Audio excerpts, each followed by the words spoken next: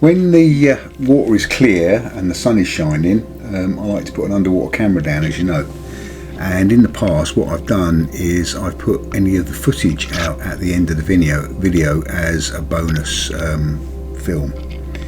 That makes it quite a long video, to be honest. So if you wanted to watch the underwater footage, you have to wait to the end of the video or leap forward. For me, it's the most exciting part of my day's filming, and in fact when I get home from being out on the boat, the first thing I do is go and download the underwater footage, because you just don't know what you're going to see. And on this particular day, because it was such an exciting day, there was so much going on underwater, I've decided to do this as a bonus part 2 video. Now you can see that bait, which is a whole mackerel flapper, which is probably about 6 inches long, to give you some sort of a size reference for the fish you're seeing, hit the bottom, and it was immediately being attacked by dogfish, bream, and we will see a number of other species coming down to the bait. Now obviously it's got a 10-0 hook in its nose, this mackerel, because it's there for conger, so it's not going to pick up these smaller fish. But I think you'll agree, it's exciting footage. You've got a dead man's finger, we call them, there in the middle of the screen. That's a kind of a soft sponge, and they're all over the place on the seabed. And sometimes you do pick them up on your hooks, the hooks get caught in them. Yeah, fantastic day out at sea. Here we go. So what else are we going to see here? The old dogfish. Now, you'll notice that bait hit the bottom. Those fish were there already. It wasn't that my bait that had drawn them in. But I do put a chum sack down on the anchor, so it's possible that the scent that was coming off the chum sack had sort of concentrated the fish in the area around the back of the boat, which is good. Bream, black bream, all over the place, and they're good sized bream. If you say, remember that bait is about 6 inches long, so although it's getting quite badly ragged already. Now, as a bit of a glitch from the editing process, you'll notice there is the little bit of break through a red light there. We've got a red Gurnard turn up there. Is it a red or is it a tub? But the editing is giving him a nice red eye. I've left that in, to be honest, because I think it's quite amusing. But it is a glitch of the editing process. It's not how it was. So the old Gurnard's bimmling around. He wants to get in on the action, but he's kind of getting crowded out by the bream at the moment.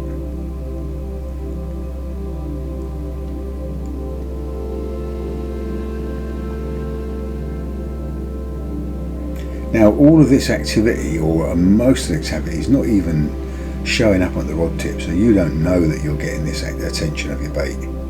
Well, I didn't know I was getting this attention. I think I do comment later in the video that I think I'm getting hit by bream, and I put a small bait down, but I didn't manage to hook any. Neil did manage to catch a couple, which is good to see, and the bigger bream there are lovely to eat, to be honest. The most commonest bream that we get in our waters are black bream. There are a few giltheads starting to show up in our area now.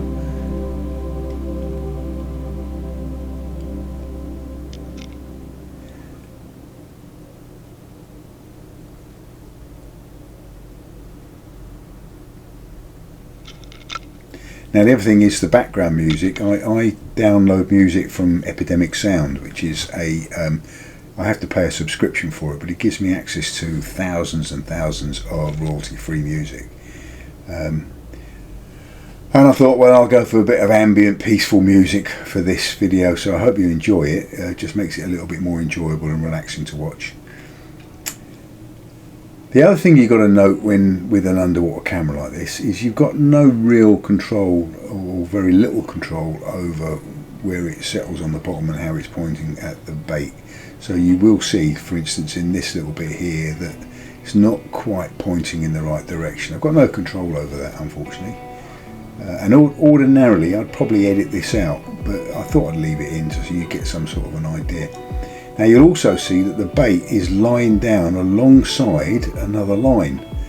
I'm not sure if that's Jay's line there or my other rod, but it does give you some sort of an idea how much monofilament stands out underwater. You have this idea that it's invisible down there, but it's not. The fish must see that, but they don't seem to be bothered by it, strangely enough. I think that's quite a heavy breaking strain monofilament, so it's probably a hook length that you're seeing there, which is probably 150 pound breaking strain monofilament. You can see the hook that my bait's attached to is attached by some wire trace, and that's all very difficult to see. I had a little bit of an experiment going on in that I've actually put a bit of foam inside the bait to try and make it a little bit more buoyant, and you'll see that about 3 inches up from the hook there's a small lead weight. That's to stop it floating right up. But what I hadn't accounted for is that at the surface that foam was sufficient to float the bait up, but at 100 feet below the water, 30 metres down, it's not floating the bait. It's made it a little bit lighter, and I think that made it a little bit more attractive to the fish, but it's not enough to float it up. So we will carry on experimenting with that. I mean, I've tried that with for catfish when you're fishing in 3 feet of water, and it works perfectly, and definitely works. Your Bream mooching around in the background there.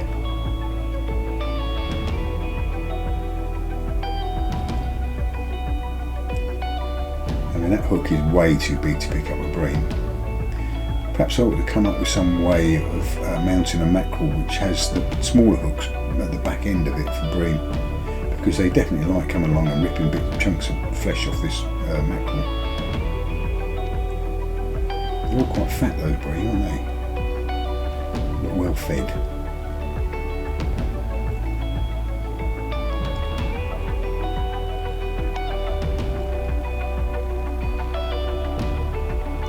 There he goes, look, good tug. As I say, and I'm possibly, it's even come along and picked the camera. Quite a school from there, isn't there? Perhaps I need to go Bream fishing. Dogfish mooching about as well, trying to get in on the action.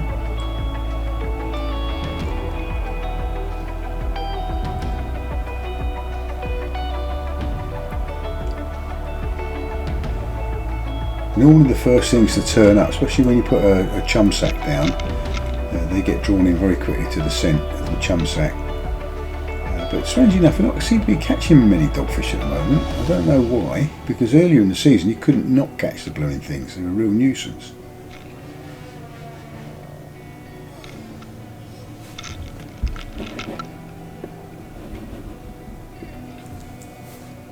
Yeah, see, the camera's been pulled round so it's pointing down towards the gravel now. But there's obviously something come along and had a rag at the bait, as you can see it's affecting the camera.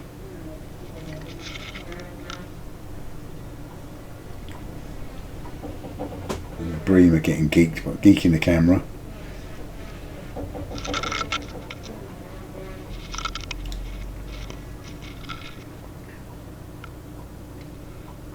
Beautiful fish, Bream, and as I said, they are very nice to eat.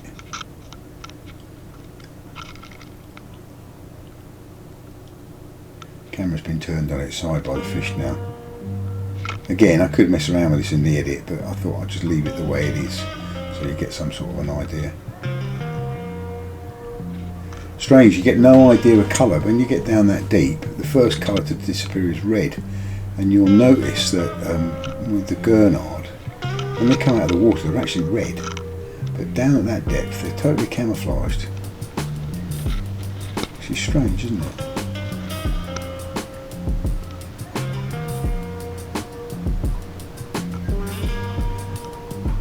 This is all filmed with my Western Explore camera. Beautiful little camera. I have killed a few. I've lost one. And here we go, Mr. Conger. This is the first conger reel of the trip for me. This is that little strap, I think.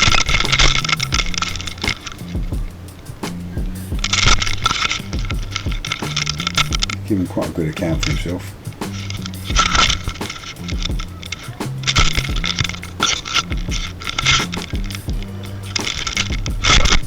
they like to do that. They take the bait and spin. Now they haven't got teeth as such, but they have got a very abrasive, padded jaw. You know, it's like Velcro, and it will chafe your line. It will chafe through the line, which is why you have to use a fairly strong breaking strain, either wire or strong breaking strain monofill to your hook. Otherwise, they will chafe through your line.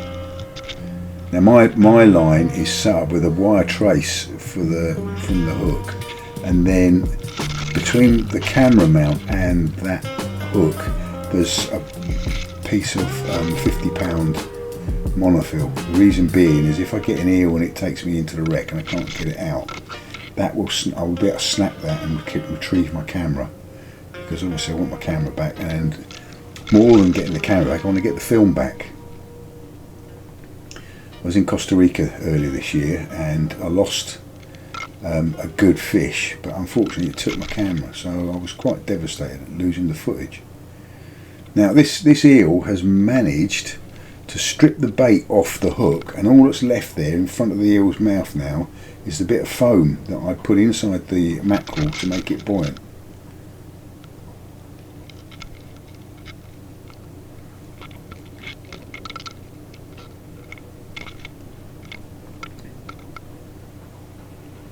Now quite often eels will swim backwards when they've got a bait in their mouth, and that's one of the reasons why I think, my personal view, is that circle hooks aren't very good with eels, eel fishing. See, he's pulling backwards, which would defeat a circle hook. Circle hook relies upon the fish turning away and swimming away from you. Yeah. Hey. Yeah. Hey. And you can see also dragging the line through all those rocks and what have you, which would also chafe your line up. I mean, there is a bit of 50-pound line amongst that, which is at risk here, being cut on a flint or something like that. Quite stirring at the bottom, with little anemones getting their homes ruined. I'm built to be a tank. I take shots like a bank, backboarding on a plane. Take shots at the gang, walking on a plane. I was charging up for years, I'm back walking out the tank. Hold up. So I find this footage fascinating, and most of the action that's going on down there you wouldn't even be aware of. I mean, there is times you put an underwater camera down and you don't see anything at all. But on this particular day, it was just crazy down there.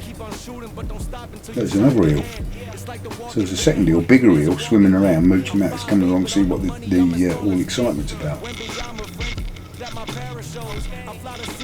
And that's it, I'm hooked into it and I'm bringing him up. Yeah, sorry about the little bits of red there, but it is to do with the white balance.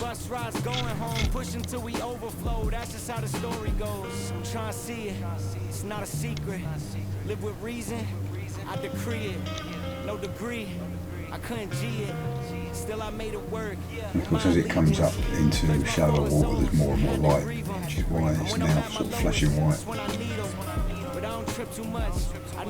You can also see that it is doing a bit of barometric equalisation there. There's bubbles coming out from its gills and from its mouth, and there he is on the surface. Right, now I haven't edited this film a great deal, but I did cut out some of the boring stuff when the camera was on the boat.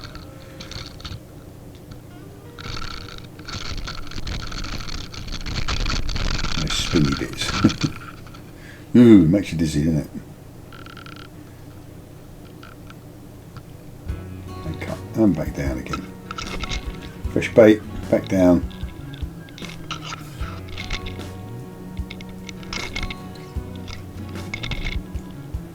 You can see, get an idea of size. That little drill bullet there is about 1/2 inch across. And there's the bait, close up of the bait. You have this idea that when you drop your bait down, that the tide will be streaming it out in a straight line between the weight and the bait, but in fact it doesn't. It lands in a big heap on the bottom if you're not careful, just like that did. Especially when the tide's not particularly strong. But I think you'll see very quickly that a fish will come along and sort that out.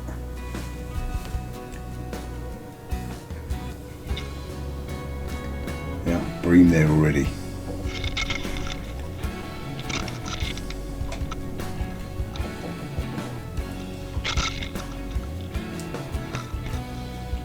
And the action of the boat bobbing up and down is also dragging the weight, bouncing the weight, the lead up and down a bit, straightening things out. Again, I've got no control over where the camera's pointing, or very little control. Little anemones there on the bottom. As I say, they look white in this view, but I'd imagine they're probably red.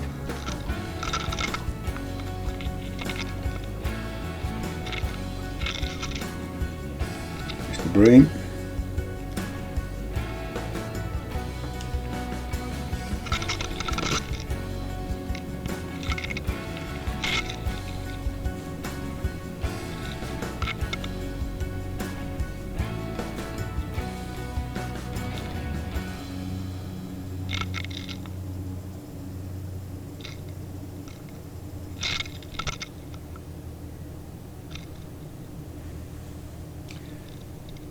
There you can see the knot holding from the £150 breaking strain to the £50 breaking strain, which is my sort of rotten bottom should an eel take me into a wreck.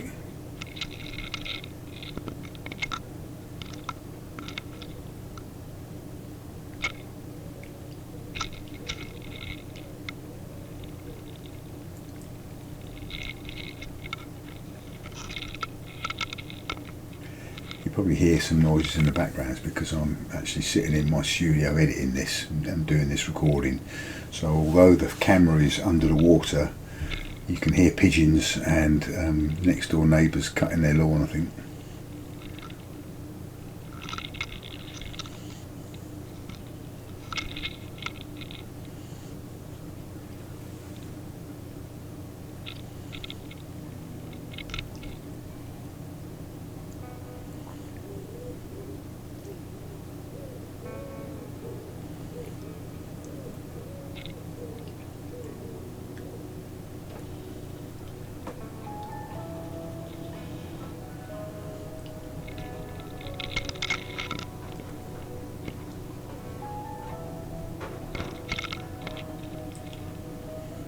About halfway through the film now, so if you want to pause it and go and make yourself a cup of tea, now's a good time.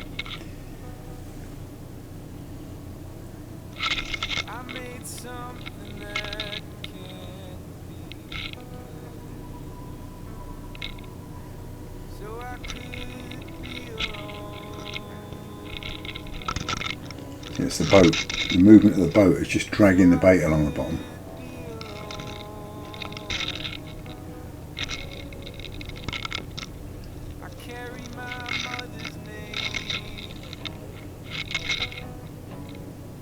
Now we are in front of a wreck here. I mean, obviously you can't see the wreck, it's way there in the murk, but probably another, I don't know, 10 metres behind where the bait is, there is a shipwreck.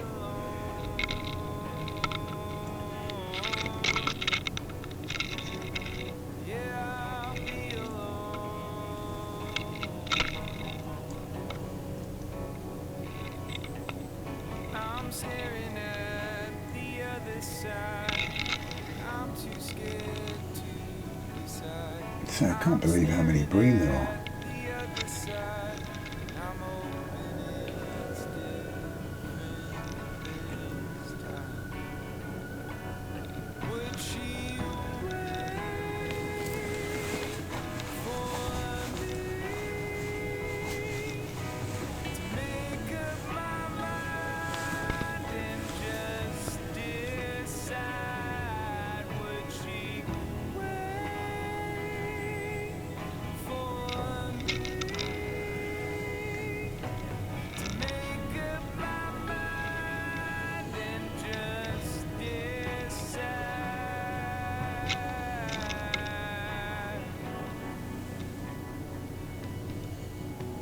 So unfortunately the camera isn't quite pointing in the right direction, but I think you get an idea that there is something ragging it, and there's old Mr. Gurnard again.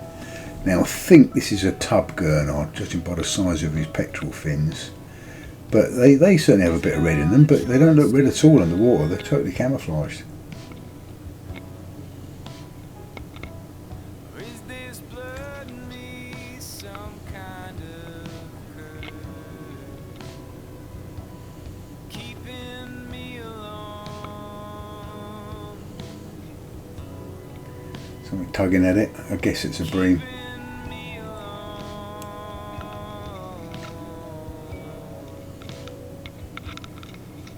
I'm staring at the other side, but I'm too scared to decide.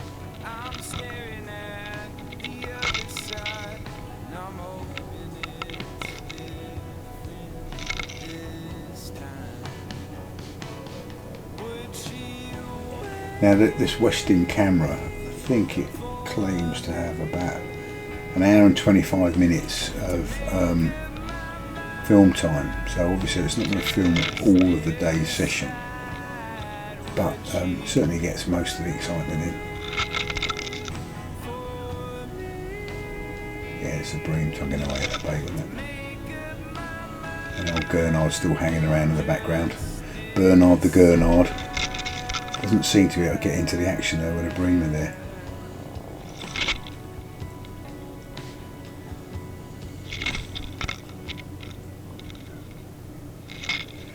Now they're bizarre Gurnard because they're clearly a bottom feeding fish, judging by the shape of them and everything, but quite often when you're lure fishing you will pick a Gurnard a long way up from the bottom. They must swim up behind the lure. And in fact, in an earlier film that I put out, I'm dragging a bait along drifting, and at one point a Gurnard comes along, swims alongside the bait for quite a way, sort of eyeing it up. So I'm guessing that's probably what happens when you're lure fishing and the Gurnard spots the lure and swims up alongside it before it takes the lure.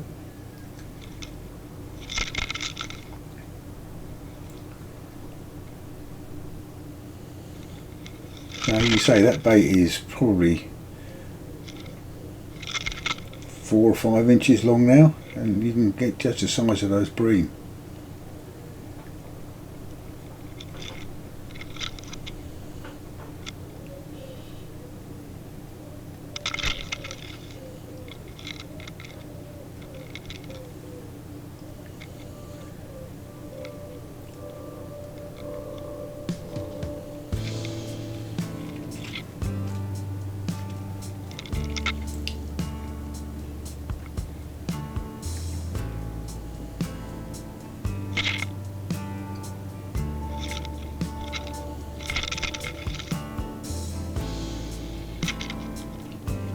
When you bring your baits up and they've been a bit chewed by stuff, this just gives you an indication of what's going on.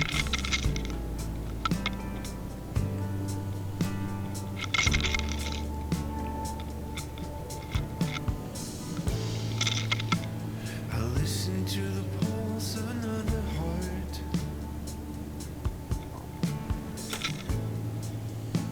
I sway in time with the wind.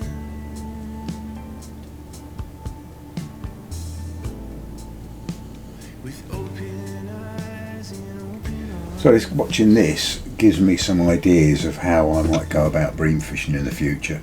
Rather than using little hooks and little baits, I might mount a big bait with small hooks in the tail end of it for the bream.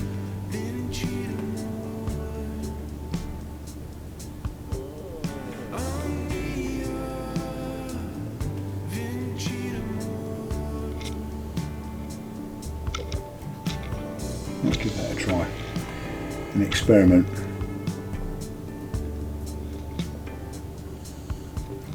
Because they're going for the sort of exposed flesh, aren't they? They're not pecking at them anywhere else.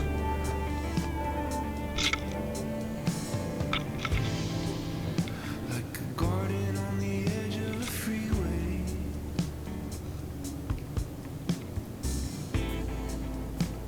A prisoner encounters a friend.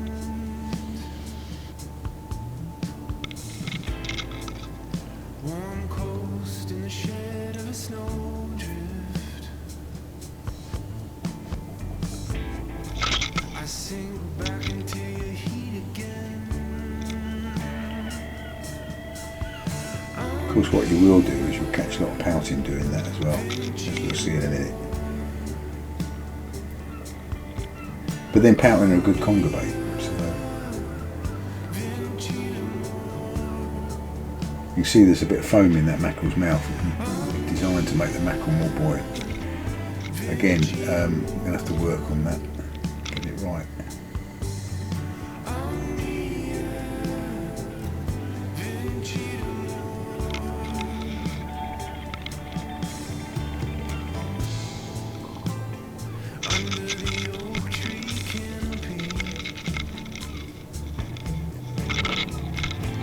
The Bream aren't bothered about the bait being dragged along.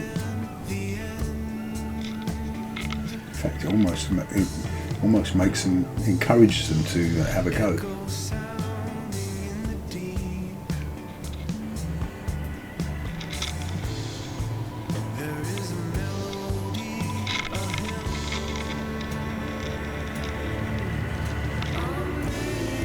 That's the action of the boat. Old Bernard the Gurnard's back. Trying to get in on the action again.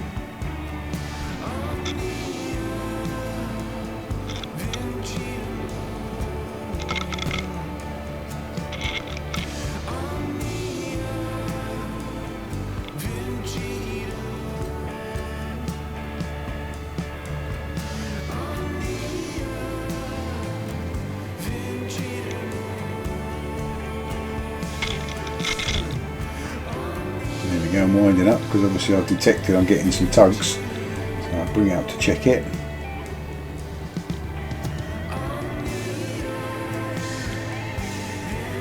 This is probably when I try and put a green bait down actually. Checking I've still got some bait, and he goes straight back down again, bosh, onto the seabed. Speeded that up a bit then actually. Those little tiny little corals, are they, going on that?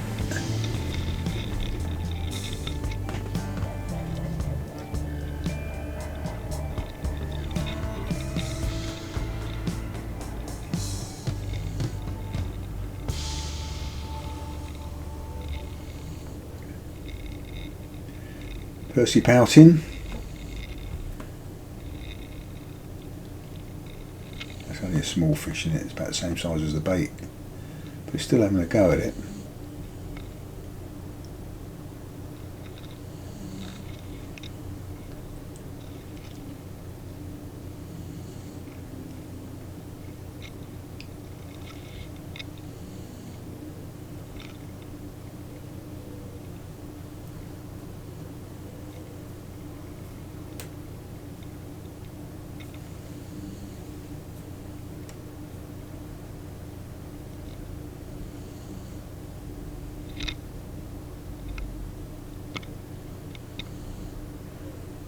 They're like the hyenas of the sea, aren't they? Pouting. Lots of teeth.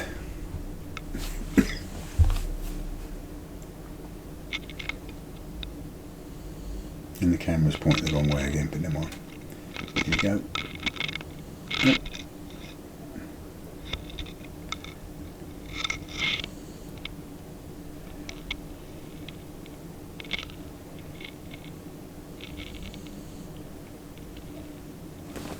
So anyway, if you're enjoying this, or if you're not enjoying it, can you leave me a comment and let me know what you think about this style of putting out an additional film and me doing a talk over on top of it? What do you think of the music? Are you fascinated by this as much as I am?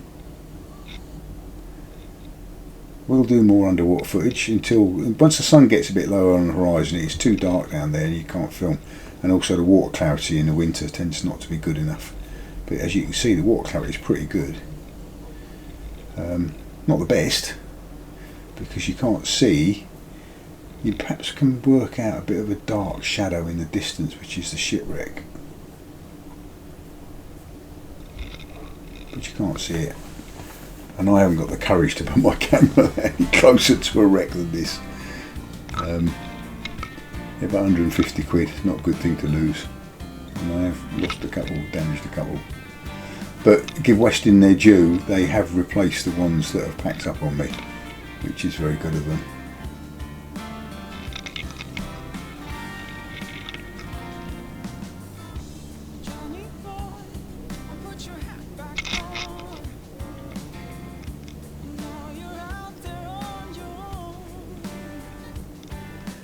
I've got no idea if the sound levels are right on this, but I'll probably do an hour.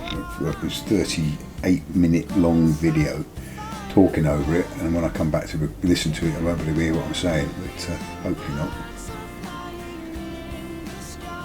Oh, Bream seems to be back on the action again. Bit of tide blowing now, look.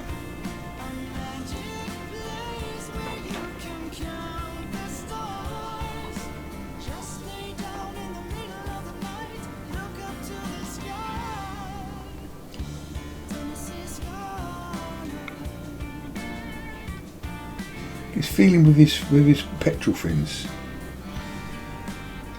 You wouldn't think that, would you? The Pouting's got his petrol fins down and he's having a little feel around with them. I've never noticed that before.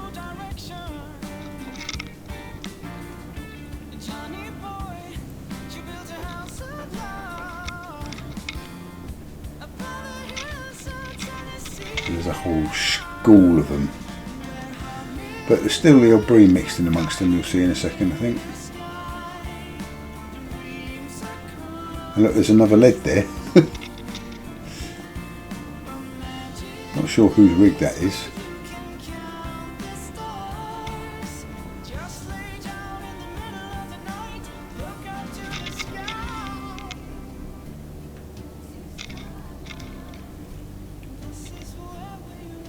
Great little Conger weights, and there's the old Bream mixed in amongst them. I say hyenas of the sea. I think I've described them as piranhas in the past because they strip the bait down so quickly, but you can see why. There's so many of them there, all taking a little tug, and they have got a set of teeth on them, Pouting, on little razors, little needles. I think we're going to start hearing the sound from Jaws, music from Jaws in a minute. Except I couldn't put the music from Jaws on for copyright reasons, but...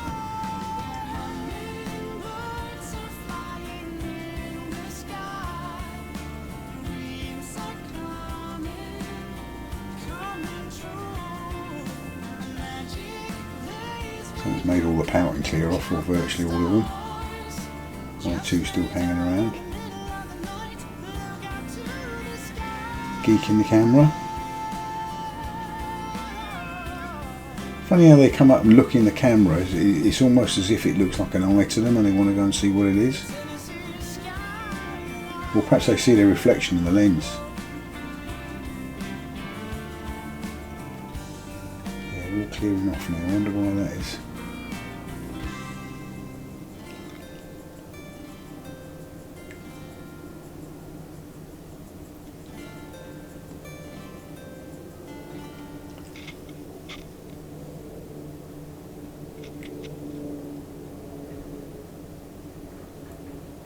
There's a lobster. Who would have thought that, eh?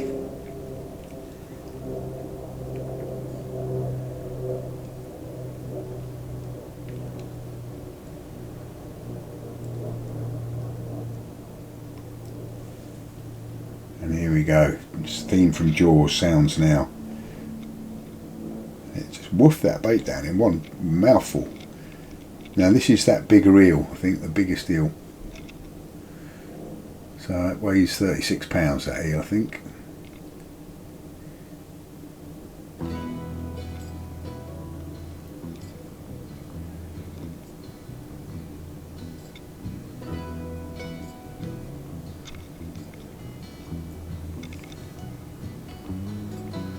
And he's almost taking the lobster out as he's running away.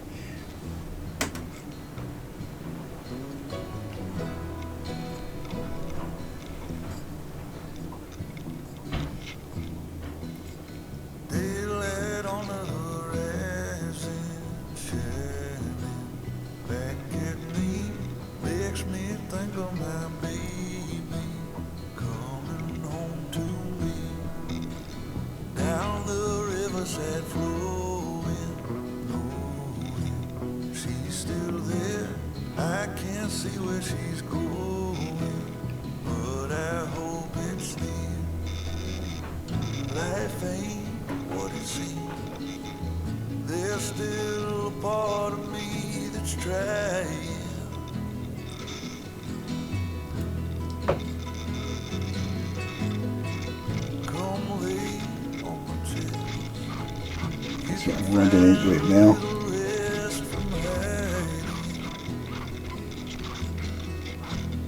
He's swimming backwards or trying to, and spin, shaking his head.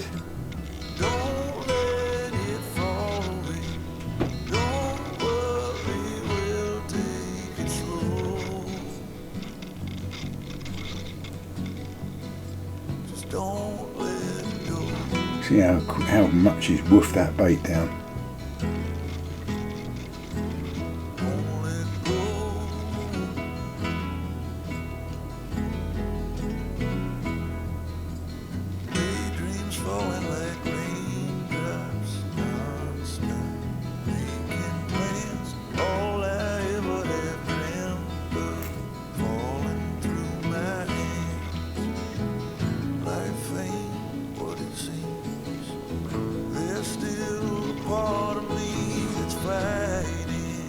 See him equalising, getting bubbles out of his system.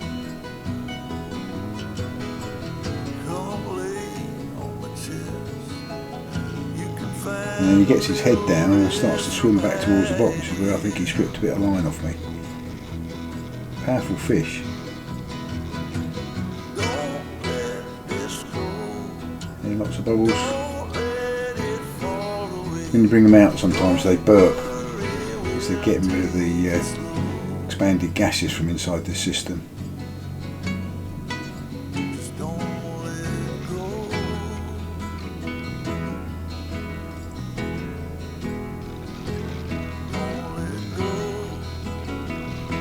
That's it. See how we get him in the net.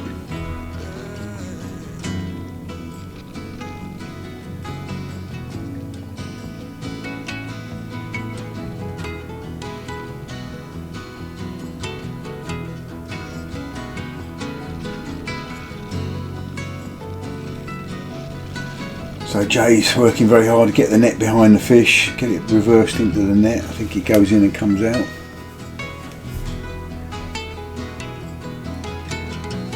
Need a big net for netting conger reels.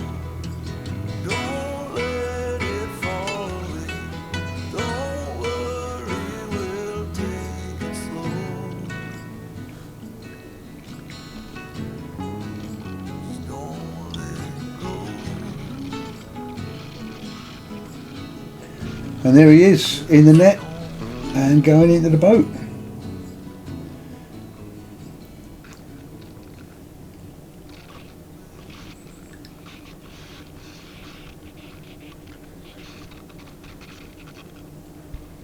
Bait's going back down again.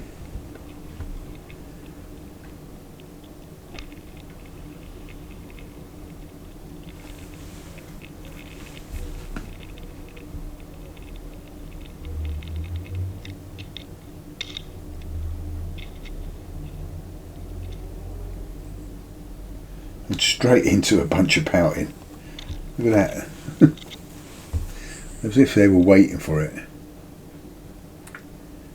Well, I hope you've enjoyed this. As I say, let me know what you think. Leave a comment. If you haven't subscribed already, please do so. It doesn't cost anything to subscribe. It just helps with the algorithm and helps the channel. And if you want to see lots more of these videos, then ding that old bell. Thanks for watching.